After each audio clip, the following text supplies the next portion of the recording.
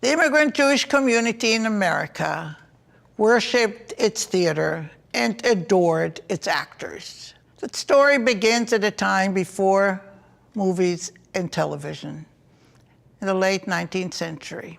Tenement apartments were cramped, jobs were tedious, and it was the theater that offered a haven, a sanctuary, a palace of dreams.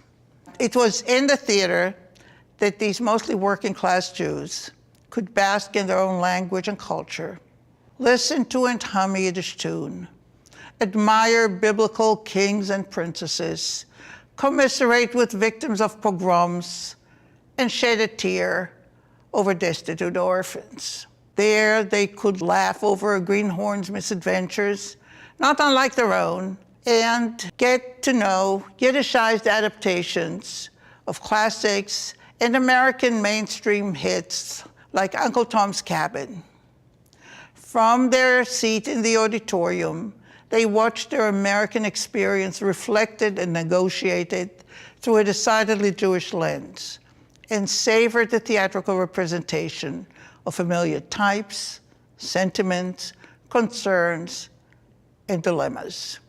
Enormously popular with all sectors of the community, rich and poor, young and old, the Yiddish theater served as an important locus for social communion, a place where people went to see and be seen, meet and socialize with friends and neighbors.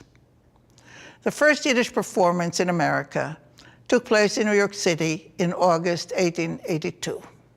The venue was Turn Hall, located at 6668 4th Street in Lower Manhattan.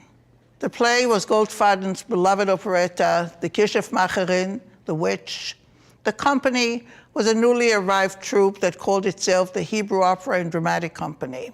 The production was a modest affair, but the timeliness of the endeavor was excellent, coinciding with a growing influx of Jewish immigrants who, although poor, always found a little extra cash to spend on entertainment.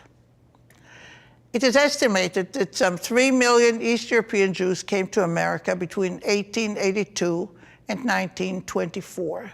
The rapid growth of the immigrant Jewish community in America, combined with a ban on Yiddish language performances throughout the Tsarist Empire issued by the Russian government in 1883, brought to New York a massive influx of Jewish thespians.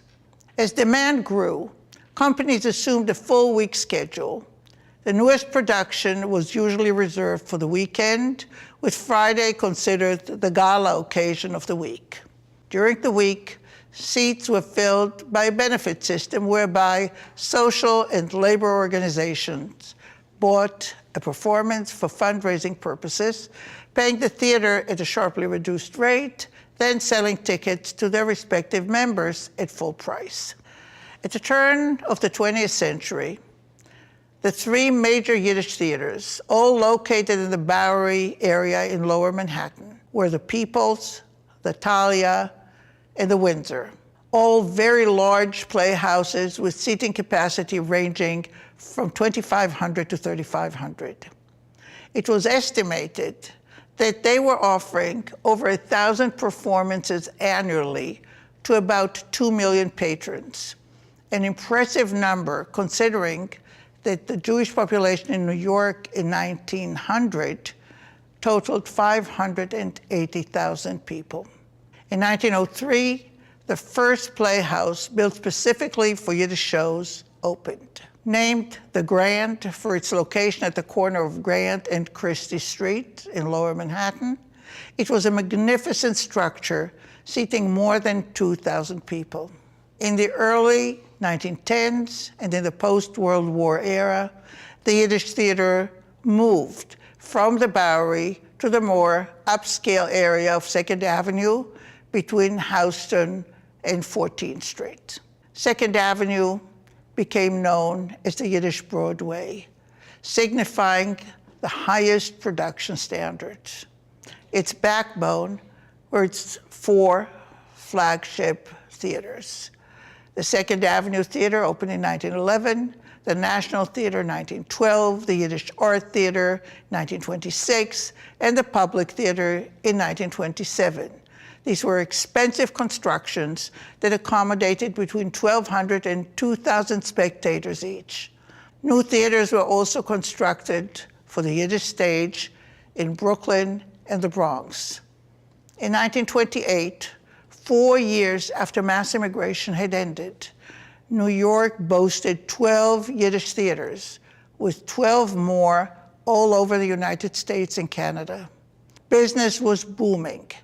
It was estimated that 120,000 people were visiting the Yiddish theaters in America weekly, 4 times the number that attended 20 years earlier. The season lasted 38 weeks. The price of tickets had gone up.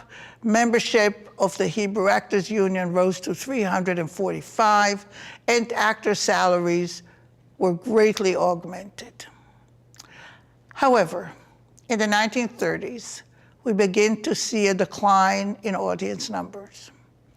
The primary reason was the cessation of immigration some years earlier and the decline of native Yiddish speakers.